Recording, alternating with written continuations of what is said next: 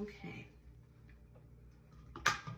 The next step in achieving real forgiveness of yourself or another person after you may have felt wronged or having your feelings hurt might be an identity shift.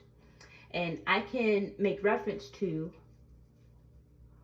an example of what I experienced last year to help give insight. Now, an identity shift might not help you achieve full forgiveness and peace in all scenarios, but in quite a few different relationship related scenarios, it might.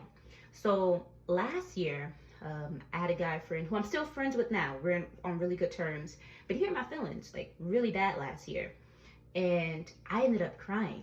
Now, we had a pretty transparent conversation and we're able to move forward as friends. But in that transparent conversation, I never included the fact that I cried. I just didn't think it was necessary, for one. And two, I didn't want him to feel like I was scolding him, especially not for trauma that he did not cause me and that he was not responsible for. That takes a significant amount of maturity and accountability to be able to do so, and to be able to move forward without lashing out on him or nagging or whatever the case may be. And I had to really sit down and think about why I cried. Why did I have such a big reaction to this matter, considering our dynamic? What was going on? And through that reflection, I discovered, oh, my abandonment wound was triggered.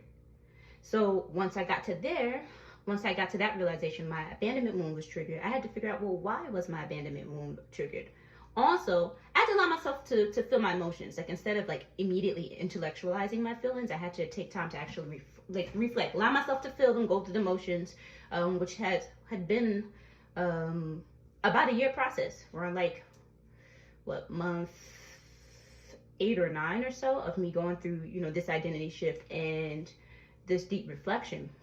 But yeah, what it boiled down to was that in the past, I was in the position to feel abandoned because my standards weren't high enough. And I really wasn't giving myself enough credit for how much I'm worth and how valuable I am.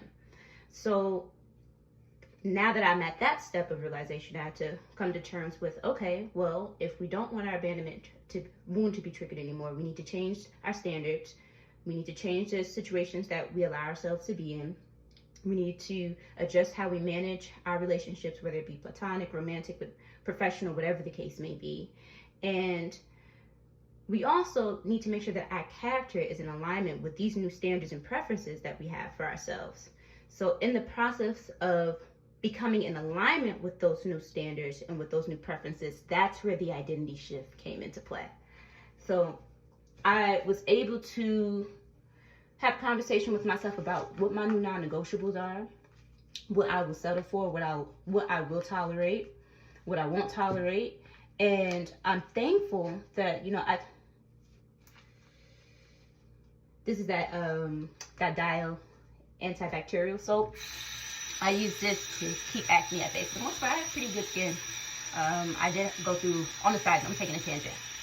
I did have like an acne phase, and I've been looking at different products that allow me to keep my skin clear. Dial antibacterial soap has been helping me with that. But back to what I was talking about before I lost my train of thought. That identity shift, it allowed me to be in this new space where, one, me and him are able to maintain a very healthy friendship, a platonic friendship, because I no longer identify with a previous version of myself that would have settled for a type of scenario like the one that hurt my feelings in the previous year. I was also able to move forward with peace,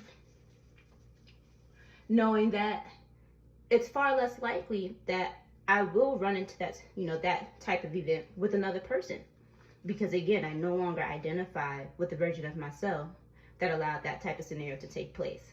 So I say that to, again, encourage you to really look at yourself, to take a look within, allow yourself to feel your feelings, process your feelings before you get to that space of forgiveness, but then also see if whether or not there's an identity shift an opportunity for you to become in alignment with a better version of yourself that just won't tolerate certain things, or that will be far less likely to be in certain scenarios. You know what else?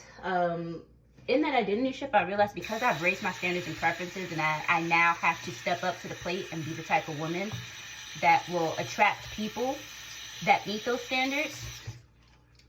That also means that I am now increasing the likelihood of me being in proximity to a different league of people. That's a really big deal. That's a really big deal. And the same could happen for you. So, happy Valentine's Day. I hope you take this message and you're able to improve your platonic and romantic lives. And most importantly, take care of your mental health.